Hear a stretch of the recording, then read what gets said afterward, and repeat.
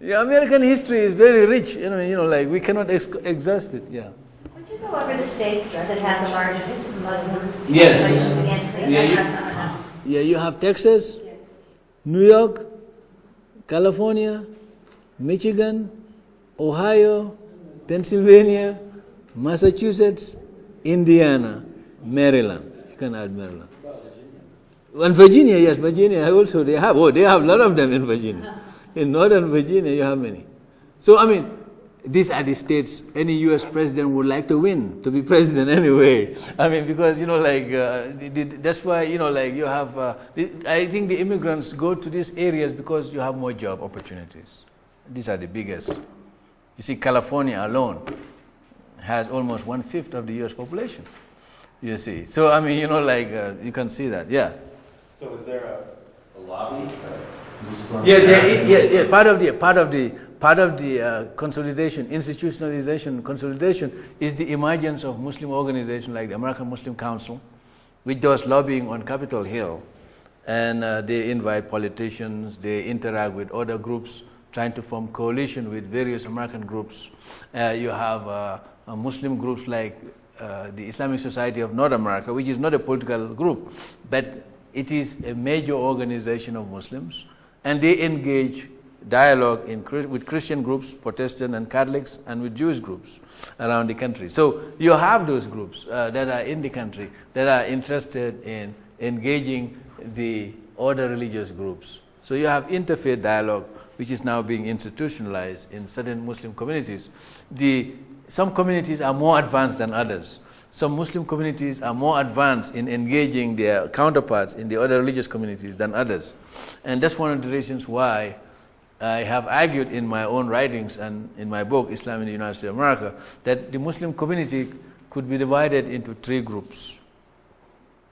And I think these 3 groups exist in all the other religious communities because of modernization and post-modernization. You have what I call the grasshopper Muslims, the grasshoppers. They follow the green grass so that they are almost indistinguishable. You find counterparts in other groups. They become very assimilated to the point that you don't really know their religious affiliation at all. They become almost secular humanists. You don't know their religious identity at all. You can know them for many years, but you don't really know what they are.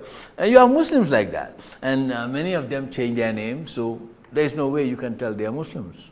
Now, you have what I call the oysters. These are very much like the very orthodox, ultra-orthodox Jews, in New York, and the Amish Christians that you find in Western Maryland, in Indiana, and in Pennsylvania, who cut themselves, the Mennonites, they cut themselves off from the mainstream to maintain their own distinct Christian lifestyle. So you have Muslims like that. So then you have the third group, what I call the middle group. They try to live between these 2 extreme positions. These are what I call the owls.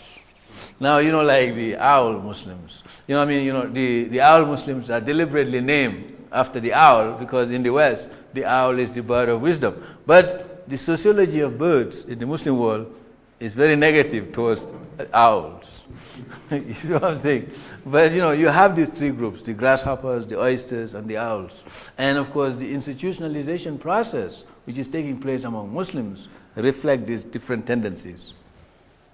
Yes, please. How do you think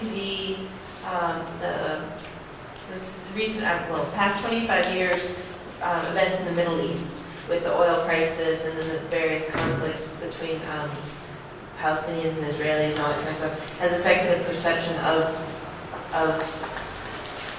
all of America towards Muslims in the United States and also around the world? Yes, you do have perceptual questions with regard to Muslims in America.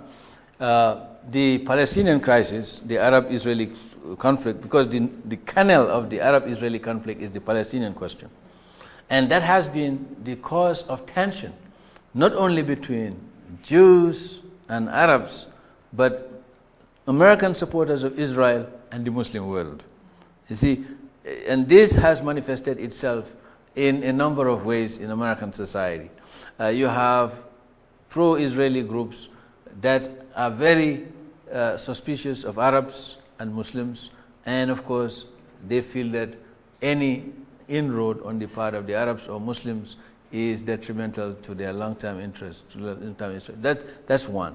The other thing is you have some of the members of the Christian coalition who have a millenarian idea about Israel, like the last days, Armageddon, and the like. So they see Islam as a stumbling block for the fulfillment of prophecy, because Jerusalem becomes very critical in their consciousness. So that is one issue that needs to be understood as a source of tension. The third point that needs to be addressed here really is the whole question of the peace talks and the kind of backlash that developed in the Middle East as a result of the lack of peace between Israelis and Arabs. So long as you have lack of peace between Israelis and Arabs, you will continue to have a large number of Palestinians who are very desperate, very frustrated, and who are willing to do anything and everything to advance their own cause. And of course, they have other Muslims who are sympathetic to them, and those Muslims would also do what Palestinians would do out of desperation. That's one reason why the peace process becomes very important, not only for Palestinians and Israelis, Jews and Muslims, but for all Americans. Because so long as the Israelis are fighting with the Arabs, especially Palestinians and the Israelis, you will not have peace. And terrorism, as it is understood in the international community today, would continue to be a major source of fear in Arab-Jewish relations, Israeli-Muslim relations, American-Muslim relations. And American Muslims who do not have anything to do with that, because they live here, will be the victims of that kind. And they become victimized very much like during Second World War, German Americans and Japanese were suspected to being collaborators, guilt by association.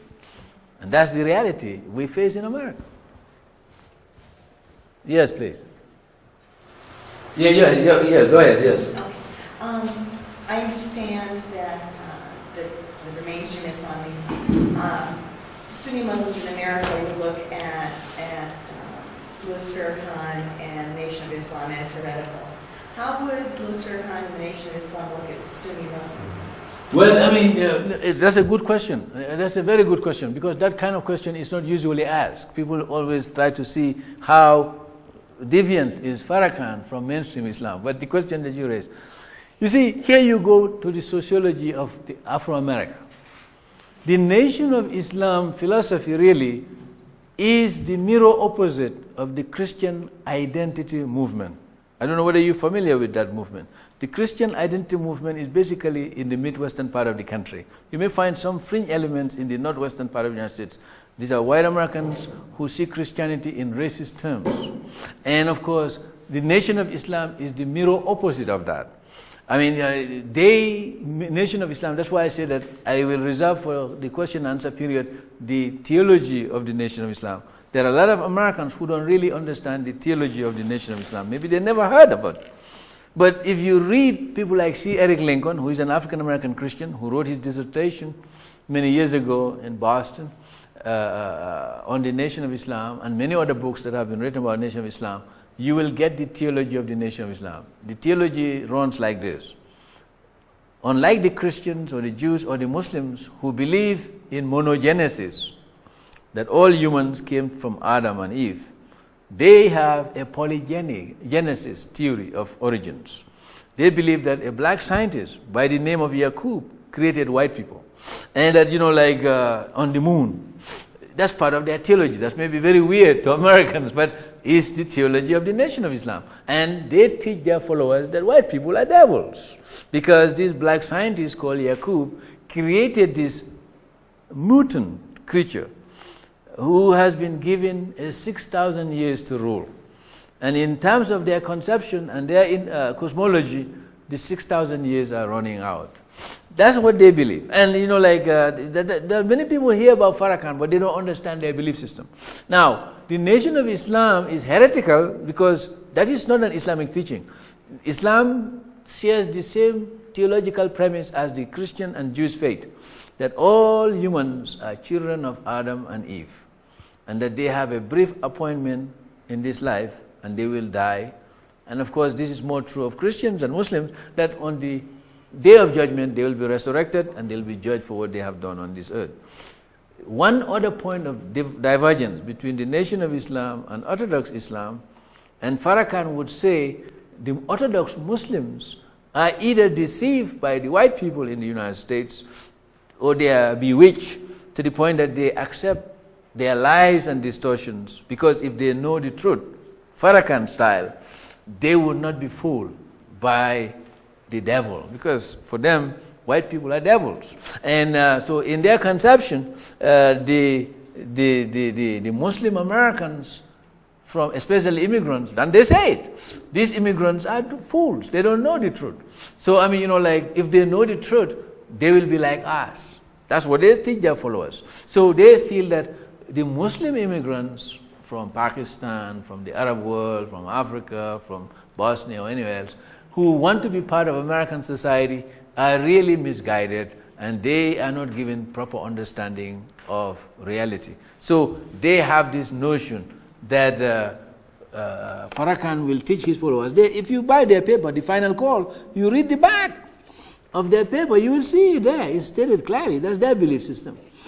Yes, please. But do they only, and I want to make, do they only have prejudice against white people, or is it anyone that's not black? Well, no, they are against, for them really,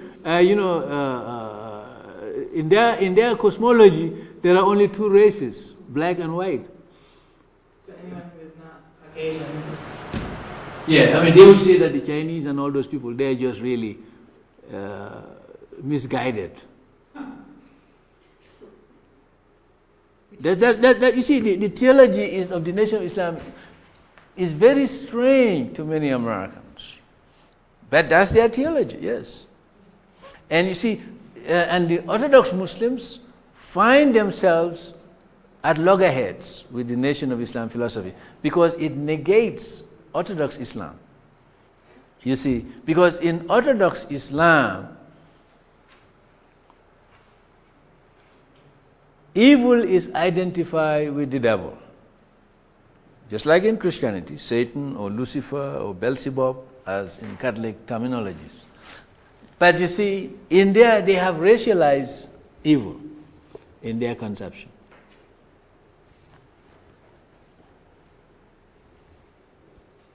Now that was one thing that Malcolm X realized towards the end of his life, and he changed from that old conception to accept Orthodox Islam. Now there are some people who are saying that Farrakhan is moving away from that, but personally I'm very suspicious. I don't see the evidence beyond reasonable doubt.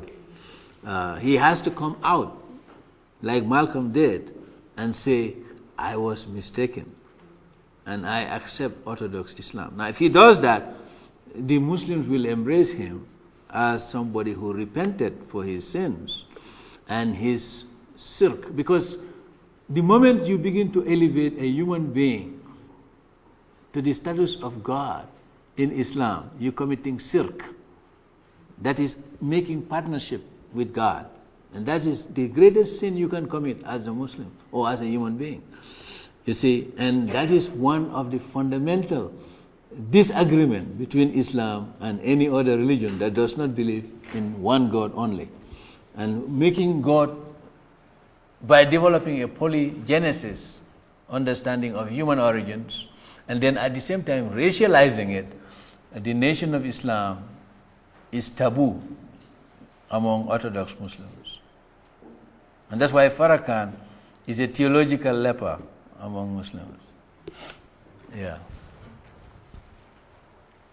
Any other question?